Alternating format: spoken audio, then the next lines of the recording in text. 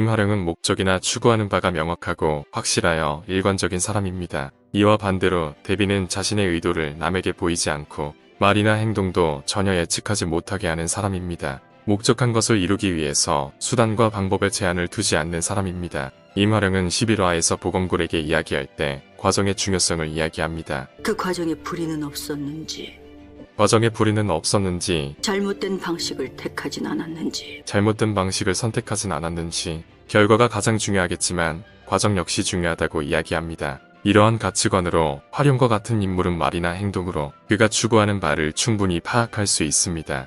반면 대비와 같은 경우는 말이나 행동은 결과를 가져오기 위한 도구일 뿐이라서 거짓말을 하거나 예측하기 어려운 행동으로 의도를 파악하기가 어렵습니다. 때문에 대비의 막말이나 거친 행동을 잠시 접어두고 결과를 중심으로 그녀의 진심을 파악해 보도록 하겠습니다. 시룹 세계관에서 대비는 산전수전다겪은 판단력이 높고 용의지도하며 철두철미한 전략가입니다. 윤수강을 비롯한 여러 대신들도 수하로 부리고 있고 다양한 정보도 빠르게 얻는 막강한 권력자입니다. 이러한 대비는 다양한 정보망에 의하여 연못까지는 아니더라도 불길한 조짐을 알고 있었을 것이고 궁궐 내 다양한 위험 인물들이 항상 왕과 그의 주변을 노리고 있는 것에 대하여 걱정을 하고 있었을 것입니다. 이는 이후 성남세자를 교육하는 황원영의 대사에서도 나옵니다. 국가가 태평한 때일수록 경계를 늦추게 되면 군정이 해이해져 반드시 위태로워지는 법이니까요. 태평한 다른 이들과 다르게 대비는 항상 긴장을 하고 있는 사람입니다. 유명한 영화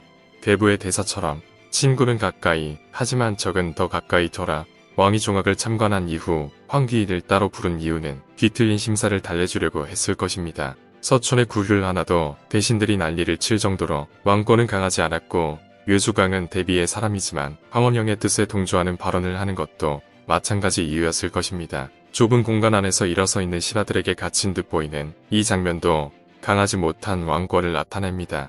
대비는 2호와 중전의 뒤에서 아무도 모르게 심사가 뒤틀린 인물들을 지속적으로 관리하고 있었던 것으로 보입니다. 그러다가 철부지 대군들의 행동을 보고 한심하게 느끼게 되고 아무런 긴장감 없이 세자만 믿고 있는 임화령을 보자니 답답해서 한마디를 합니다. 며느리는 대들기만 하고 성남대군은 속도 모르고 심사가 뒤틀린 황귀인의 장남, 그것도 나이가 제일 많은 의성군을 때리기까지 하니 화가 머리끝까지 오릅니다. 부모가 되면 자식 걱정이 끝이 없습니다. 하지만 대비가 모든 걸 뒤치다꺼리를 해주기에는 머리가 하얗게 변할 정도로 나이도 많고 쇠약해지는 것도 느낍니다. 야단을 쳐도 위기감도 없는 며느리와 정통성 없는 왕이라고 자신감 부족한 아들을 교육할 기회를 찾고 있습니다. 그러다가 세자가 혈압골에 걸려서 쓰러졌습니다. 왕권의 약점이 생겼습니다. 이전 리뷰에서 말씀드린 대로 권력의 공백이 생기면 먹이를 찾는 물고기 때 권력을 탐하는 무리들이 몰려들 것이 뻔합니다. 세자가 쓰러져도 걱정하고 아파하지 않는 대비가 악독하다고 보이겠지만 원래 이럴 때일수록 정신을 바짝 차리지 않으면 안 됩니다. 누군가는 정신을 차리고 경계를 서야 합니다. 1화에서 세자의 상태를 바로 알게 되고 중전을 찾아가 대군들을 잘 교육시키고 세자를 잘 돌보라고 단도리를 합니다. 대비가 중전에게 더욱 독하게 이야기하는 것은 궁궐 안팎으로 적들이 많은 이유일 것입니다. 사실 대비도 세자가 죽을 거라고 생각 못했던 것으로 보이고 실제로 아프기 전으로 돌아갔으면 좋겠다는 말로 세자에 대한 마음을 간접적으로 이야기합니다. 우리 세자가 발병하기 전으로 돌아왔으면 좋겠습니다. 진심입니다, 이건. 대비가 배동을 왕자 중에 선발한다고 하고 왕실 비법서를 돌리니 후궁들은 너나 할 것 없이 비법서를 가지고 갑니다. 비법서에 나온 소금물로 세수하면 붓기나 빠지지 웜이 될 가능성은 없습니다. 다만 이 비법서로 누가 권력을 탐하는지 확인 가능합니다. 이 미끼에 영리한 황귀인은 물지 않고 가져가지 않습니다. 그리고 대비는 바로 황귀인에게 국본의 자리를 제안하는 더 큰 미끼를 던집니다. 이후 황귀인은 대비를 한편이라고 생각해서 자신의 야심을 숨기지 않는 실수를 합니다. 이렇게 보이지 않는 위험을 하나하나 물 위로 올리는 작업을 합니다. 참고로 비법서에 소금물로 세수를 시키는데 이후 세자를 죽인 독이 바로 소금에서 나온 간수입니다. 소금물로 세수한 왕자들은 세자가 될 수 없다는 복선으로 보입니다. 이후 대군들은 임화령에 의하여 얼음물에서 단련을 하는데 이 또한 2호의 질문, 얼음이 물이 된다와 연결되어 있는 것으로 보입니다. 결과적으로 배동으로 긴장감을 주니 그동안 아무리 말로 혼내도 움직이지 않던 중전이 날아다니면서 여러가지 문제들을 단도리하기 시작합니다. 긴장감은 삶에 큰 영향을 줍니다.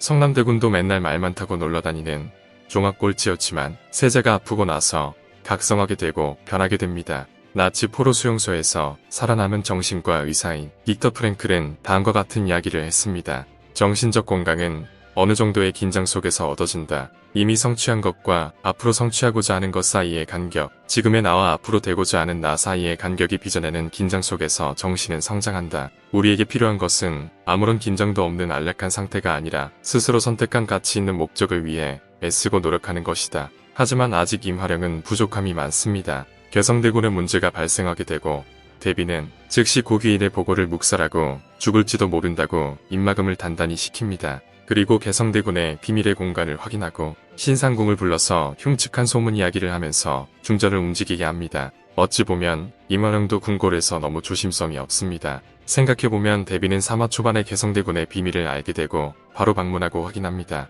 그런데 임화령은 2화 중반에 알게 되었는데 충격받고 아무것도 못하다가 대비가 방문하고 그 뒤에 방문합니다. 알게 되고 나서도 바로 행동을 하지 못합니다. 아이의 마음이 다칠까봐 안타까운 건 이해가지만 궁궐에서 너무 긴장감이 없는 것 같습니다. 만일 이 문제가 알려진다면 개성대군도 죽을 수 있고 왕과 중전도 엄청난 공격을 받을 것입니다. 임화령은 온실 속 화초처럼 위기감이 없고 대비는 온갖 위기를 경험하여 대처하는 것이 다릅니다. 임화령은 자신이 개성의 공간을 방문하고도 아무것도 안 하고 있다가 결국 대비가 왕을 대동하고 산책가자고 임화령을 호출합니다. 그제서야 비로소 불을 질러서 공간을 태웁니다. 이렇게 큰 문제를 마주하고 늑장을 부리던 며느리를 움직이게 하고 찾아가서 증거가 더 남았는지까지 물으면서 마무리까지 꼼꼼하게 챙깁니다. 이제 더 이상 그 어떤 증거도 남아있지 않은데.